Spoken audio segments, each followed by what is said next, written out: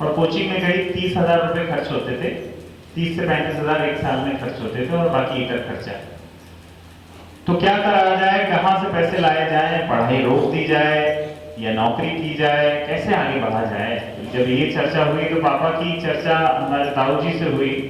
ताऊ जी ने कहा कि गांव में जो 1 एकड़ जमीन है, गांव में करीब हमारे पास पापा के खाते में 3.5 एकड़ जमीन थी, तो वो 3.5 पैकी 1 एकड़ जमीन बेची और उस दौरान 1 एकड़ से 1 लाख रुपए में वो 1 एकड़ जमीन बेची गई। 1 लाख का 35,000 रुपए हमने IIT की कोचिंग के लिए लगाए और 70,000 रुपए में एक बहुत ही स्लम टाइप का एक एरिया था, उसमें हमने घर ले लिया। तैयारी की, IIT में तो सिलेक्शन नहीं हुआ, लेकिन एक अच्छी यूनिवर्सिटी अलीगढ़ मुस्लिम यूनिवर्सिटी में मेरा सिलेक्शन हो गया, जहाँ की फीस बहुत कम थी। तो वहाँ बीटेक में मेरा सिलेक्शन हो गया, बीटेक इलेक्ट्रिकल इंजीनियरिंग में मेरा सिलेक्शन हो गया। जब कॉलेज में मैंने एडमिशन लिया तो उस वक्त मैंने डिसाइड किया कि हमको खुद को इम्प्रूव करना पड़ेगा, अपने इंग्लिश पे काम करना पड़ेगा, अपने जो भी वीक एरियाज हैं उस पे काम करना हमने वहाँ शुरू कर दिया। यूनिवर्सिटी में जब आप किसी यूनिवर्सिटी में पढ़ते हैं तो बहुत सारे डिफरेंट बैकग्राउंड के बच्चों से आपका इंटरेक्शन होता है और उस इंटरेक्शन से आप बहुत कुछ सीखते हैं, आपको पता लगता है कि आपका लेवल क्या है।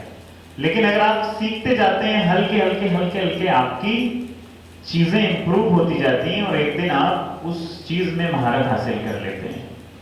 तो वही 4 साल का जो बीटेक था, उस दौरान जो सिविल सर्विस का जो फाउंडेशन रखा गया वो उस यूनिवर्सिटी में रखा गया। वहां के एनवायरनमेंट ने एक फाउंडेशन दिया कि सिविल सर्विस की तैयारी करनी चाहिए और तैयारी करने के लिए क्या क्या चीजें जरूरी हैं वो उस यूनिवर्सिटी में मैंने किया। खैर वहां तैयारी तो नहीं कर पाया क्योंकि बीटेक का जो कोर्स होता है वो बहुत ही एग्जॉस्टिव होता है। उसमें हर सेमेस्टर में पेपर होते हैं, हर 3 महीने में एग्जाम होते हैं, तो आप उस वक्त तो तैयारी नहीं कर सकते और मैं भी नहीं कर पाया। फैमिली कंडीशन ऐसी थी कि जॉब चाहिए थी, कोई ना कोई जॉब चाहिए थी जिससे कि फैमिली के लोगों को सपोर्ट में कर पाऊँ। तो कॉलेज में बहुत सारी कंपनी आती थी, तो 2 कंपनियों में मेरा सिलेक्शन हो गया। एक 3rd ईयर में ही सिलेक्शन हो गया, टाटा कंसल्टेंसी सर्विसेज TCS करके एक कंपनी है, उसमें मेरा पहला सिलेक्शन हुआ। दूसरा सिलेक्शन एक सीमेंस लिमिटेड करके कंपनी है, उसमें मेरा सिलेक्शन हो गया। सीमेंस बहुत बड़ी कंपनी है। खैर मैंने सीमेंस ज्वाइन कर ली। सीमेंस ज्वाइन करने के बाद गुड़गांव में मैं जॉब कर रहा था। करीब 19,700 रुपये मुझे मिलते थे 2010 में।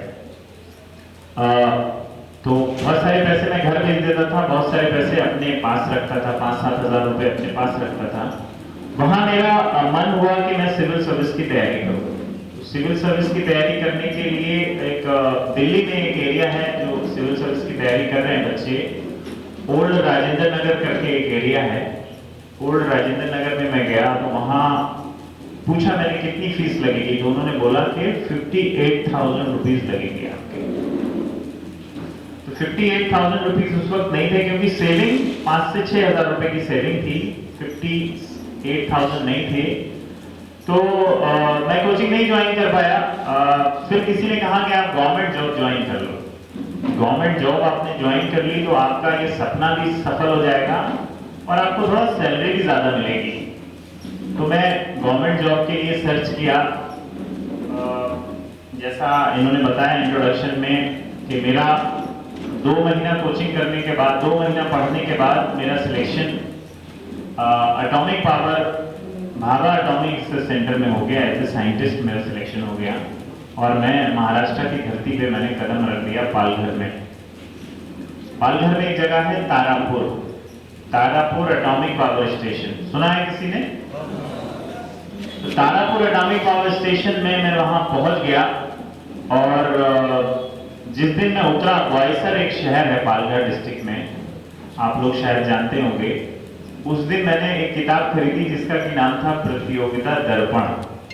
प्रतियोगिता दर्पण खरीद के लाया और डिसाइड किया कि अब तो मैं तैयारी करूंगा। अब करना ही करना है तैयारी।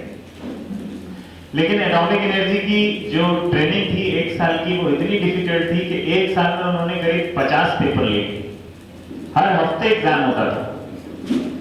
तो 50 पेपर्स और पासिंग मार्क्स 33% नहीं थे, 50% थे।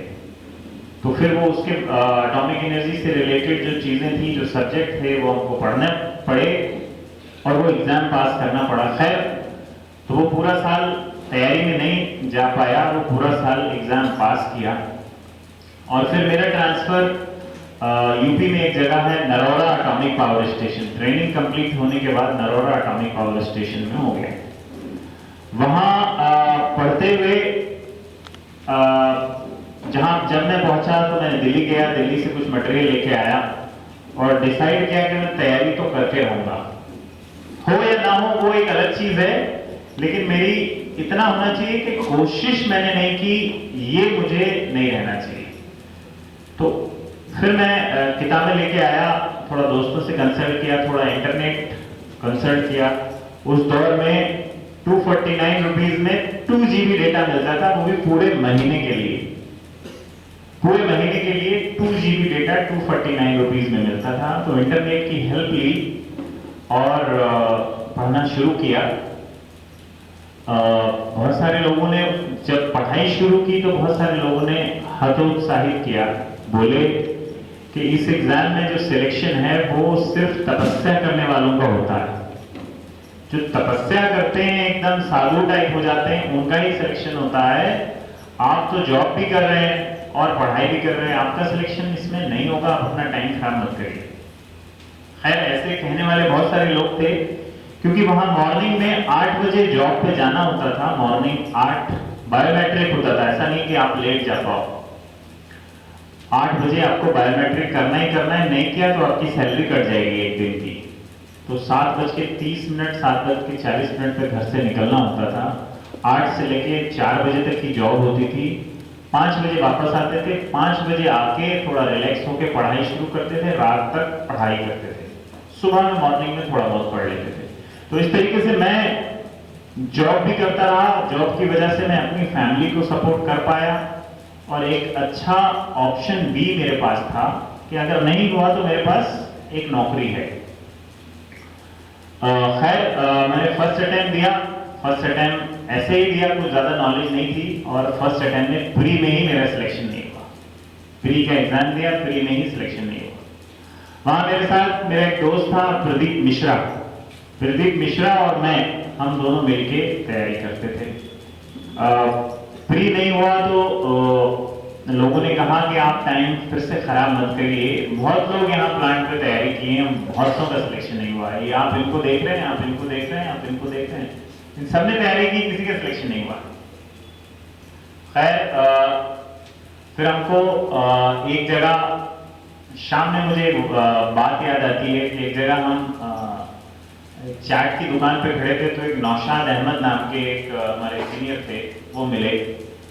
वो बोले अगर आपको अपना टारगेट अचीव करना है तो आपकी निगाह आपका ऐसा होना चाहिए कि वो मछली पे नहीं होना चाहिए, मछली की आंख पे होना चाहिए। ये उन्होंने बात मुझको बोली थी। खैर, हमने पहला अटेम्प्ट नहीं हुआ, फिर दूसरे अटेम्प्ट की प्री की तैयारी फिर से शुरू कर दी। फिर से अटेम्प्ट दिया, इस बार प्री में मेरा सिलेक्शन हो गया। प्री में सिलेक्शन हो गया, लेकिन मेंस का कुछ भी नहीं पता था मुझे, क्या होता है, कैसे होता है। मैंने एक आंसर भी नहीं लिखा था मेंस का। मैंने छुट्टी ली, छुट्टी लेके मैं दिल्ली चला गया। दिल्ली में एक कोचिंग सेंटर नहीं, एक लाइब्रेरी हुआ करती है, हमदर्द स्टडी सर्किल की। तो वो हमदर्द स्टडी सर्किल की लाइब्रेरी में मैं गया, वहाँ हॉस्टल मिला, कुछ सीनियर से कंसल्ट किया, उन्होंने बताया कि आप यहाँ आ जाओ, आपको अच्छा माहौल मिल जाएगा। अब मैंने वहां जाके ऑप्शनल पढ़ना शुरू किया था। जो लोग सीरियसली तैयारी कर रहे हैं उनको पता होगा कि ऑप्शनल क्या होता है। वो मैंने ऑप्शनल वहां पे पढ़ना शुरू किया। वहां के जो टीचर थे उनको मैंने अपने आंसर लिखना शुरू किए, आंसर मैंने दिखाए उनको। तो टीचर्स बोले कि आपके आंसर तो बहुत अच्छे हैं, इस साल तो आपका नहीं होगा, आप अगले साल की तैयारी करो। मैं मेंस देने वाला हूँ, कुछ दिन में मेरा मेंस है। अब मेंस आने वाला था। मेंस के करीब करीब 15 दिन पहले दिल्ली में मुझे डेंगू हो गया। तो डेंगू से मेरे 7-8 दिन 10 दिन खराब हो गए। मैं घर आ गया। डेंगू में आपको पता ही है कैसा आदमी वीक हो जाता है, और एक हॉस्टल में रह रहे आप। 7-8 दिन खराब करके फिर से मैं मेंस की तैयारी पे लगा। इस बार मैंने मेंस लिखा, और वहां 4-4 साल 5-5 साल से लोग मेंस लिख रहे थे। मेंस में उनका सिलेक्शन नहीं हुआ, लेकिन मेरा सिलेक्शन हो गया। तो लोग बहुत सरप्राइज हुए कि आपका मेंस कैसे हो गया। तो कहा जाता है कि जब खुदा मेहरबान तो गधा पहलवान। तो खुदा मेहरबान था, प्री हुआ, फिर मेंस भी हो गया। मेंस होने के बाद इंटरव्यू के लिए मैं गया। मुझे खुद भी नहीं पता था कि मेरा मेंस हो जाएगा, लेकिन मेंस हो गया। इंटरव्यू के लिए गया, ज्यादा ही ओवर कॉन्फिडेंस में आ गया। इंटरव्यू की कोई तैयारी नहीं की, बिल्कुल भी तैयारी नहीं की। बिना तैयारी के छोटी मोटी एक मैं असाइनमेंट पे चला गया था। 2 महीने के लिए मेरी कंपनी ने मुझे फिर से तारापुर भेज दिया था। तो मैं पढ़ाई से थोड़ा सा साइड ट्रैक हो गया था। जो कंटिन्यूटी होती है वो कंटिन्यूटी नहीं थी। और इंटरव्यू में एक ओवर कॉन्फिडेंस था मुझे कि मैं इंटरव्यू तो बहुत अच्छा कर ही ले जाऊंगा। इंटरव्यू दिया, और उस इंटरव्यू में मेरे अब तक के सबसे खराब मार्क्स आए। 121 मार्क्स आए, और फाइनल यादी में मेरा सिलेक्शन नहीं हुआ। कुछ शायद 5-7 नंबर से मेरा सिलेक्शन रह गया। बहुत खराब लगा, बहुत ही ज्यादा खराब लगा। अब जो बच्चों को पता है जब नहीं होता है तो बच्चे रोते भी हैं, बिलखते भी हैं, फैमिली से अपने कंसल्ट करते हैं। तो वो सब किया मैंने। उस वक्त मेरे एक दोस्त का सिलेक्शन हो गया था, तो उससे मैंने बात की। तो उसने मुझे एक कोट बोला, इंग्लिश में वो इस तरीके से है कि if you cannot run you should walk, if you cannot walk you should crawl, but what ever you do progress every day. कि दौड़ नहीं सकते तो टहलो, टहल नहीं सकते हो तो रेंगो, लेकिन थोड़ा थोड़ा प्रोग्रेस करते रहो। तो वो कोट मेरे दिमाग में ऐसा अंदर तक चला गया कि नहीं, मैं डेली बेसिस पे अपना इंप्रूवमेंट करूंगा। फिर से प्री दिया, फिर से प्री हो गया, फिर से मेंस दिया, फिर से मेंस हो गया। इस बार इंटरव्यू के लिए अब इंटरव्यू की कॉल आ गई। वहां पे जो सब लोग बोलने वाले थे सब लोग सरप्राइज हो गए कि प्री कैसे हो गया, मेंस कैसे हो गया। और फिर इंटरव्यू के लिए भी मैं पहुंच गया। और इस बार इंटरव्यू की जोरदार तैयारी की, एकदम जोरदार तैयारी की, और one of the highest marks interview में मुझे मिले 190, और मैं आईपीएस बन के आज आपके सामने खड़ा हूं।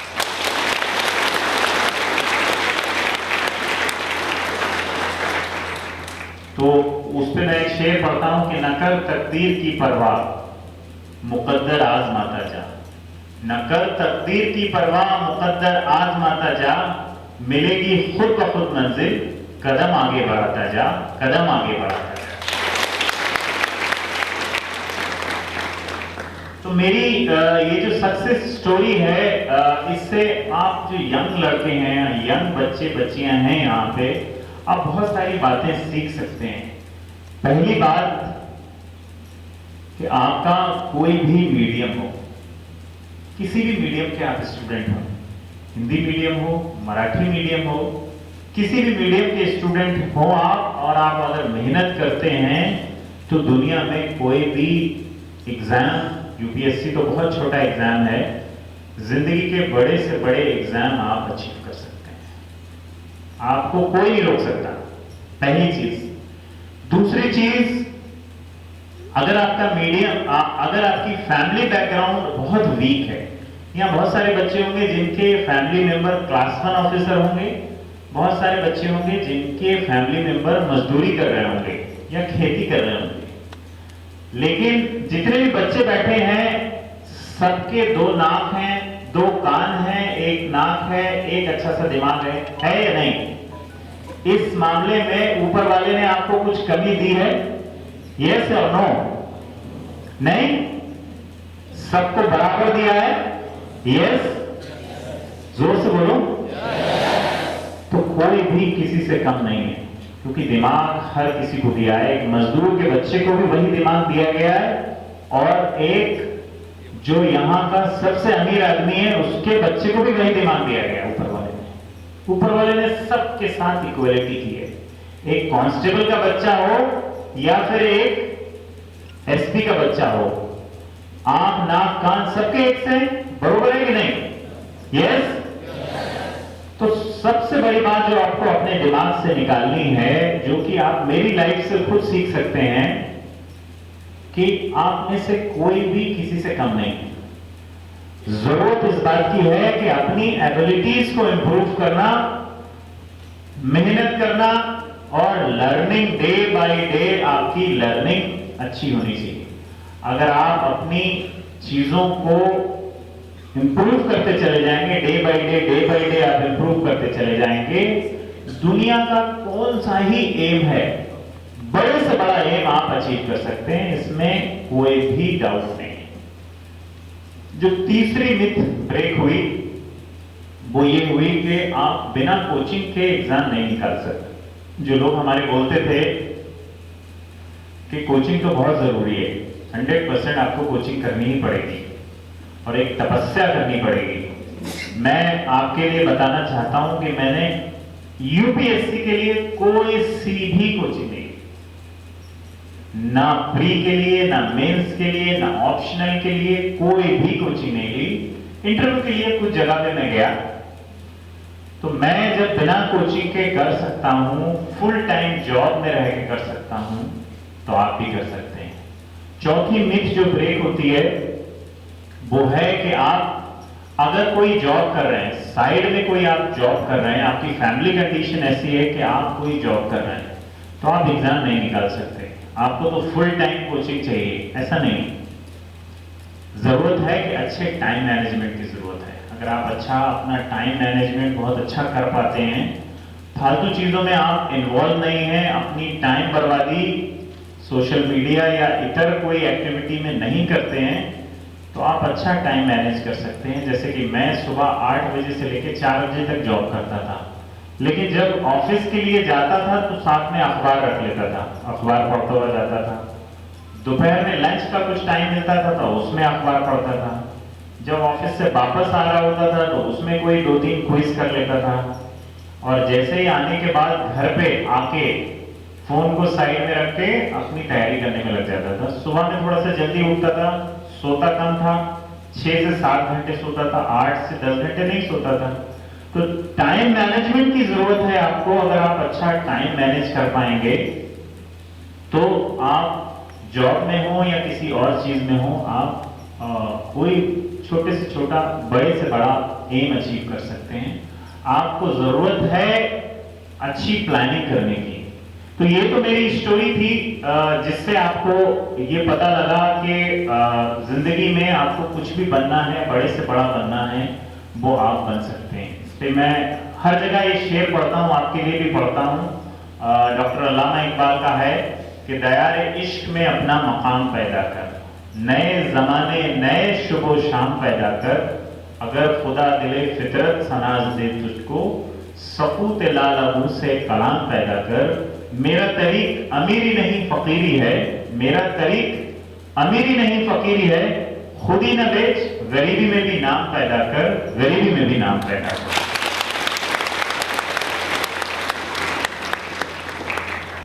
आपको थोड़ा सा पंप अप कर दिया गया, मोटिवेट आप हो गए, हुए या नहीं? यस, आप कर सकते हैं अचीव, कोई भी एम अचीव कर सकते हैं लाइफ में। Very good. अब बात आती है कि यूपीएससी की तैयारी कैसे की जाए, उस पर थोड़ी सी बेसिक बात अपन कर लेते हैं। मेरे पास 10 मिनट का टाइम है, 10 मिनट बाद मैं निकलता हूं। तैयारी करने के लिए जो सबसे बेसिक किताब है वो क्या है? कोई बताएगा मुझे, जो यूपीएससी एमपीएससी की तैयारी कर रहे हैं, कि यूपीएससी की सबसे बेसिक किताब क्या है और उसके कितने रुपए लगते हैं? हाँ, कोई भी एक बोले, फ्रंट रो में या पीछे वाली रो में। बोलिए। लक्ष्मीकांत, सबसे बेसिक किताब है आपकी, सबसे जो बेसिक है, एनसीईआरटी से भी जो बेसिक है वो है आपका न्यूज़पेपर। 2 रुपए में आता है, अब 5 रुपए में आता होगा या शायद थोड़ा और महंगा हो गया होगा। सबसे बेसिक है आपका न्यूज़पेपर। अगर जिसको न्यूज़पेपर पढ़ने की एबिलिटी नहीं है और न्यूज़पेपर पढ़ने की आदत नहीं है, वो इस एग्जाम को नहीं निकाल सकता। एटलीस्ट यूपीएससी को तो नहीं निकाल सकता, एमपीएससी निकाल ले, लेकिन यूपीएससी नहीं निकलेगा। तो आपको सबसे पहले न्यूज़पेपर पढ़ने की सवय लगानी चाहिए। जो यंग बच्चे हैं, स्कूल्स में हैं, अगर वो अभी से थोड़ा थोड़ा न्यूज़ में इंटरेस्ट लेना शुरू करेंगे तो आपको पूरी दुनिया के बारे में एक नॉलेज मिलेगी और आपका एक अपना व्यू बनेगा। तो न्यूज़पेपर पढ़ने की आप आदत बनाइए। न्यूज़पेपर के साथ कोई भी एक नेशनल न्यूज़ सुनना चाहिए। ऑल इंडिया रेडियो पे न्यूज़ सुन सकते हैं आप डीडी न्यूज़ पे सुन सकते हैं, आप राज्यसभा टीवी पे सुन सकते हैं, लोकसभा टीवी सुन सकते हैं। इस टाइप के जो नेशनल चैनल हैं, इनकी न्यूज़ और डिबेट आपको सुनना चाहिए। ये हो गया आपका बेसिक। सेकंड नंबर पे आपका आता है एनसीईआरटीज। कि एनसीईआरटीज आपको पढ़नी चाहिए। एनसीईआरटी पढ़ने से आपका एक फाउंडेशन तैयार हो जाता है। लेकिन इस एग्जाम का बहुत बड़ा, ये एग्जाम सबसे डिफिकल्ट यूं माना जाता है कि क्वेश्चंस बहुत डायनेमिक आते हैं।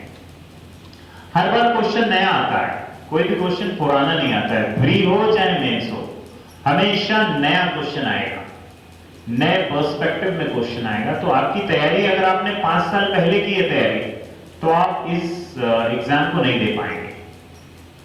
तो जरूरत है कि आपको अपडेट रहने की। तो पहले न्यूज़पेपर, दूसरा आपका टीवी के जो डिबेट्स हैं, और खास करके नेशनल टीवी के डिबेट्स। ये मैं प्राइवेट टीवी चैनल्स के डिबेट की बात में नहीं कर रहा हूं। Hope you are getting my message. तीसरा इंपॉर्टेंट चीज आता है फिर आपके एडवांस बुक्स। एडवांस बुक्स के लिए हम फिर किसी दिन चर्चा करेंगे। एक हमारी वेबसाइट है freeacademy.org। मैं चाहूंगा कि जो ऑर्गेनाइजर है वो बाद में दे दे, मैं ऑर्गेनाइजर को व्हाट्सएप कर दूंगा। एक यूट्यूब चैनल भी है जिसपे फ्री ऑफ कॉस्ट बच्चों को गाइडलाइंस अवेलेबल कराई है हमारे कुछ दोस्तों ने, freeacademy IAS करके। तो वहां पर आपको बुक्स की यादी भी मिल जाएगी और कैसे पढ़ना है वो भी आपको पता लग जाएगा। तो पहले आपने न्यूज़पेपर की आदत बनाई, एनसीईआरटी पढ़ी 6 से 12 तक की, उसके बाद आप पहुंचे एडवांस बुक्स पे, वो आपको फिर एडवांस बुक्स पढ़नी है। चौथी इंपॉर्टेंट चीज है इसमें आपका ऑप्शनल। ऑप्शनल सब्जेक्ट आप क्या लेते हैं, आप उसमें कितनी नॉलेज है। मराठी जिनको अच्छे से आती है उनको मुझे लगता है मराठी साहित्य ले लेना चाहिए, या फिर आपको कोई भी सब्जेक्ट पसंद आ रहा है वो आप एक सब्जेक्ट लीजिए जिसमें आपको मजा आ रहा है पढ़ने में, तो वो सब्जेक्ट लेके उसकी प्रिपरेशन करना महत्वाचा है। और पांचवी इंपॉर्टेंट चीज है डिस्कशन विद फ्रेंड्स। इसमें डिस्कशन का बहुत बड़ा रोल है। आपका एक पीयर ग्रुप होना चाहिए 4-5 लोगों का, जो लोग सीरियसली तैयारी कर रहे हैं, और उन्हें आपस में एक दूसरे के साथ डिस्कशन करना चाहिए। और डेली बेसिस पे आधा घंटे का 1 घंटे का किसी भी टॉपिक पर डिस्कशन यूपीएससी से रिलेटेड करना चाहिए। तो हमारी पीयर लर्निंग बहुत ज्यादा होती है। एक दूसरे को, कई बार हम एक पेपर जब पढ़ते हैं तो हमको कुछ और ग्रैब होता है। जैसे मैं यहाँ पर इतने बच्चों को देखूं तो मुझे शायद वो रेड कलर ज्यादा अच्छे से दिख रहा है, कोई और देखेगा तो उसको व्हाइट कलर दिखेगा, कोई और देखेगा तो उसको येलो कलर दिखेगा। मतलब सेम पेपर है लेकिन सेम लोग बैठे हैं, लेकिन डिफरेंट लोगों को डिफरेंट चीज दिख रही है।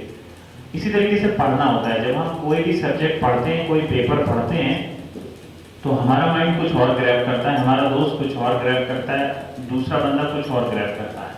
जब ये पांचों मिलकर डिस्कशन करते हैं तो उस पेपर में जो जो इंपॉर्टेंट चीज लिखी है वो सारी ग्रैब हो जाती है और आपको एक पीयर लर्निंग से आप उसको सीख लेते हैं। तो मेरी जो सफलता है जिसमें मैंने कोचिंग नहीं की, उसके पीछे बहुत बड़ा रीजन ये रहा कि मेरे कुछ ऐसे ग्रुप्स बन गए दोस्तों के साथ, और दोस्तों के साथ ग्रुप डिस्कशन में कर पाया। पांचवी और बहुत इंपॉर्टेंट चीज है आपके अंदर 3 स्किल का होना, जो कि आपको बचपन से डेवलप करनी चाहिए। वो है स्किल, आपकी पहली स्किल है आपकी रीडिंग स्किल। आपकी रीडिंग स्किल बहुत अच्छी होनी चाहिए। आपको मोटी मोटी किताबें पढ़ना आनी चाहिए। वो इंस्टाग्राम और फेसबुक की रील्स नहीं कि 30 सेकंड की रील्स देखी तो फिर अगली रील्स देखना है। आपको रीड करना आना चाहिए। पढ़ के रीड करना, मोटी मोटी किताबें रीड करना आनी चाहिए। वो रीडिंग एबिलिटी, कॉम्प्रिहेंडिंग एबिलिटी जब आपके अंदर होगी तभी आप कर पाएंगे। तो रीडिंग एबिलिटी अभी से डेवलप करो। दूसरा है आपकी राइटिंग एबिलिटी। जो आप सोचते हो, जो आइडिया आपके दिमाग में है, क्या वो ग्रामेटिकली राइट लैंग्वेज में आप पेपर पे उतार पाते हो? वो आपके अंदर एबिलिटी है क्या? वो आती है बार बार आपको लिखने से। तो वो राइटिंग एबिलिटी की आपको प्रैक्टिस दररोज एक क्वेश्चन लेके करनी चाहिए। जो सीरियसली तैयारी कर रहे हैं, जो स्कूल्स में हैं, कॉलेज में हैं, उनको अपनी राइटिंग स्किल पे ध्यान देना चाहिए कि मेरी राइटिंग में क्या प्रॉब्लम है, मेरी ग्रामर अच्छी है क्या, मेरी वोकैबुलरी अच्छी है क्या। कोई भी सब्जेक्ट हो, मतलब कोई भी लैंग्वेज हो, हिंदी हो, मराठी हो या इंग्लिश हो, आपकी वोकैबुलरी, उसकी ग्रामर आपको अच्छे से आनी चाहिए। तीसरी इंपॉर्टेंट स्किल है आपकी स्पीकिंग स्किल।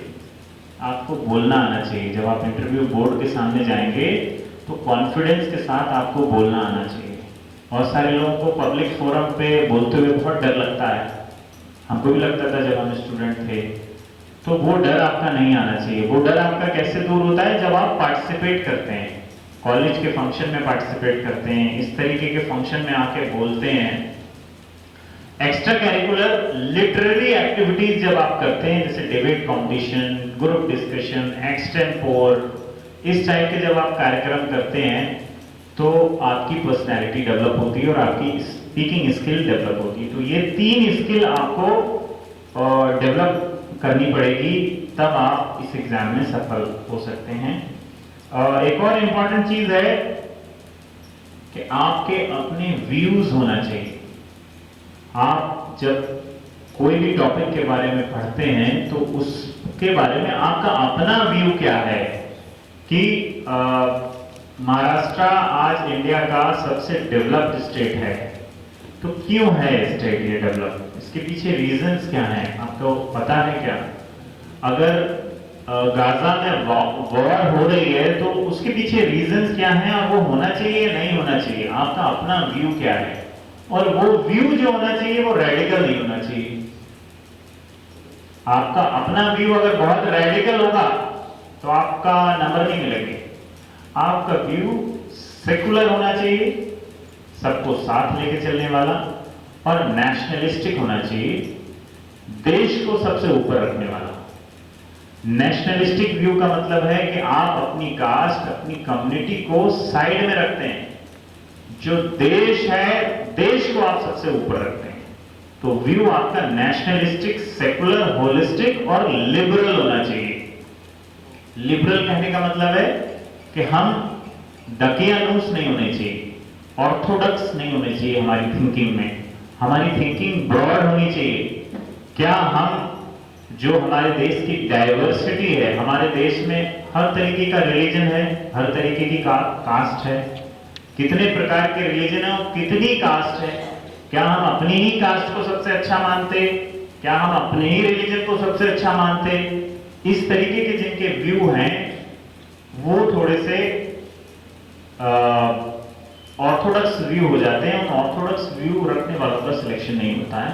आपको एक नेशनलिस्टिक व्यू होना चाहिए, सेकुलर व्यू, लिबरल व्यू आपका होना चाहिए।